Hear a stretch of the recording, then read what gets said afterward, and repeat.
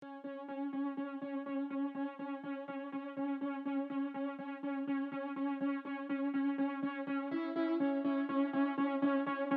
are afraid to grab or touch the levers and buttons in the control room of the historical vehicle. And what that means then is that people who can cut through these many, many illusions, the illusion of materialism, the illusion of business as usual, the illusion of benevolent institutions carefully guiding us toward reasonable destinies. If you cut through all that, if you disabuse yourself of all that, you will empower yourself to eventually be able to stand up in delicate social and political situations and just say, bullshit. That's bullshit.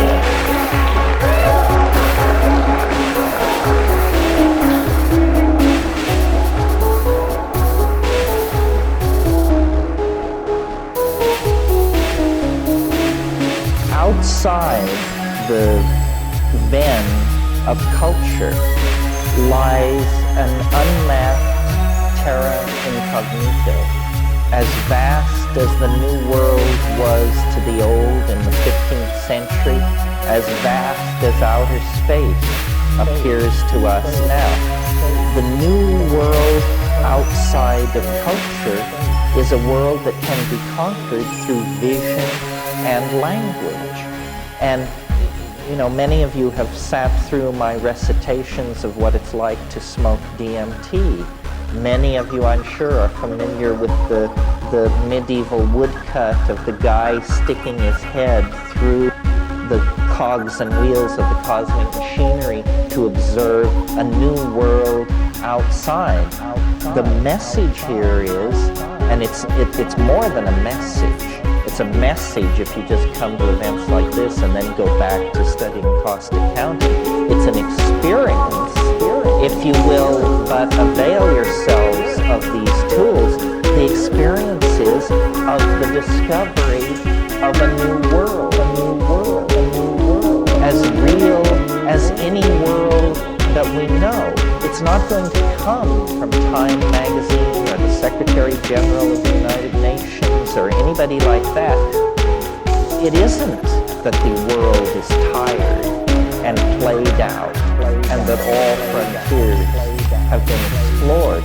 Every culture could support that viewpoint within certain classes and in certain situations. But in fact, it has never been true, and it isn't true now.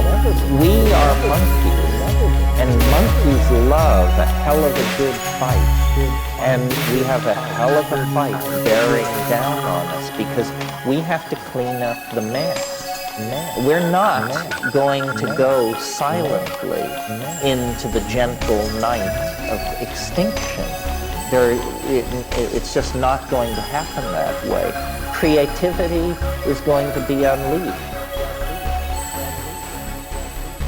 It's the greatest challenge to intelligence that intelligence has ever faced. And yet it's precisely the kind of challenge that intelligence should be able to meet.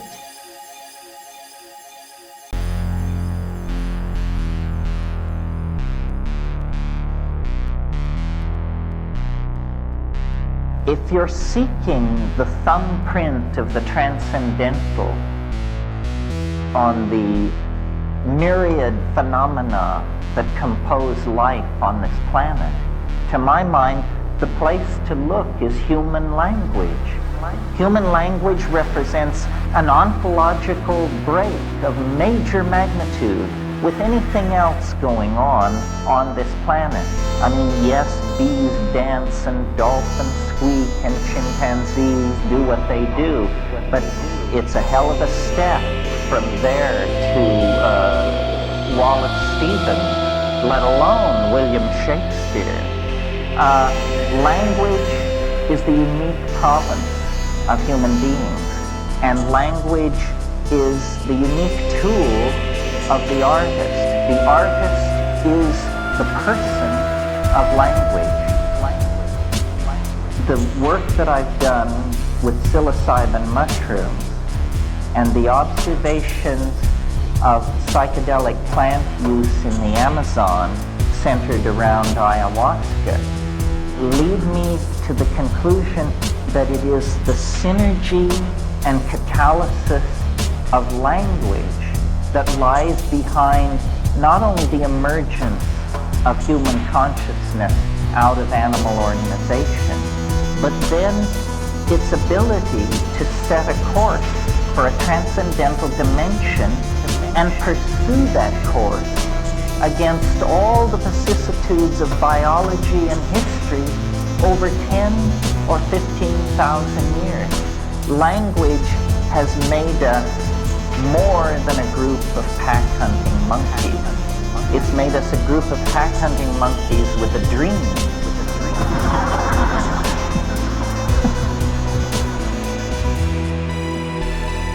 And the fallout from that dream has given us our glory and our shame, our weaponry, our technology, our art, our hope, our fear. All of this arises out of our own ability to articulate and to communicate with each other.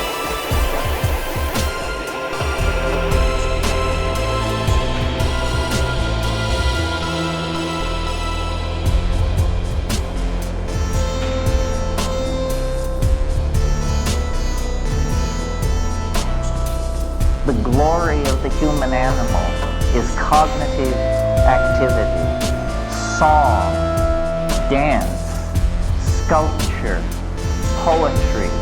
When we participate in them, we cross out of the domain of animal organization and into the domain of a genuine relationship to the transcendent. Artists, alone among human beings, are given permission to talk in terms of my inspiration, or a voice which told me to do this, or a vision that must be realized.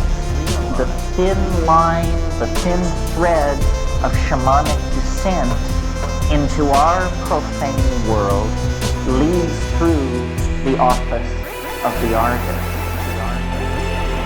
And so, if society is to somehow take hold of itself at this penultimate moment, as we literally waver on the brink of planetary extinction, then the artist, like Ariadne following her thread out of the labyrinth, is going to have to follow his shamanic thread back through time.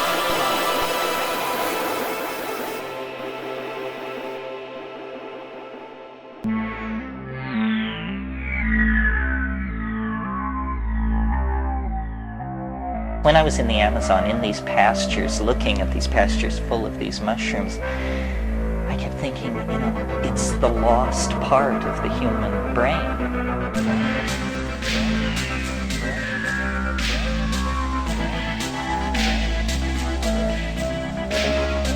It's that part of us is in these fields. That this mushroom, this is human flesh. It's a strange kind of human, but hell, we're about to give legal rights to fetuses. We might as well extend legal rights to mushrooms and make them voting citizens. Because, you see, it's intelligent.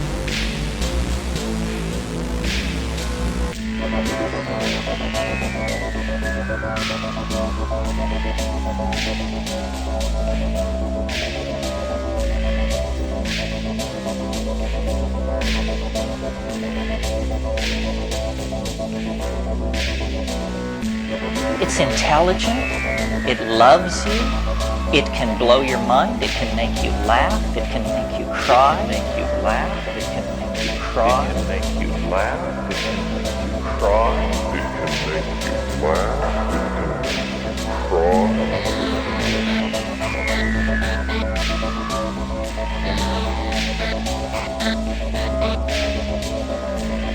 There's no other way to relate to something like that except to love it in spite of yourself.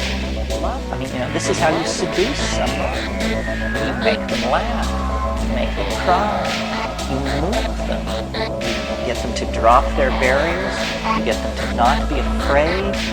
This is what it does to us.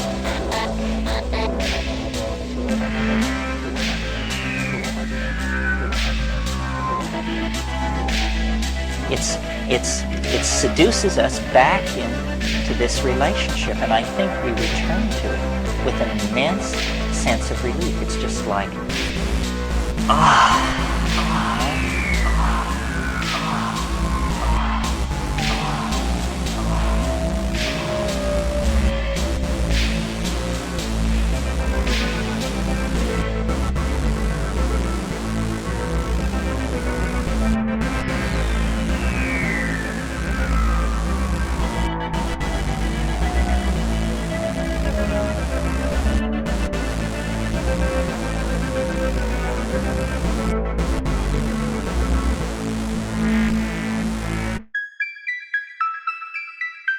this is what you are. You are some kind of a mystery suspended between two eternities.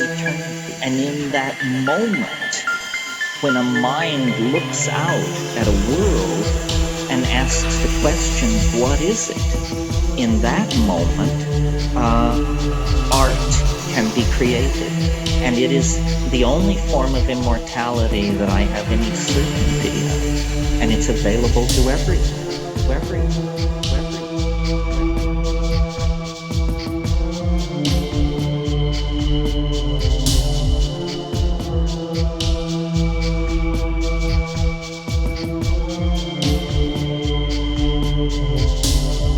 I think that if we could really follow ourselves into dream every evening with full consciousness, that we would discover that we touch the philosopher's stone at least once every 24 hours.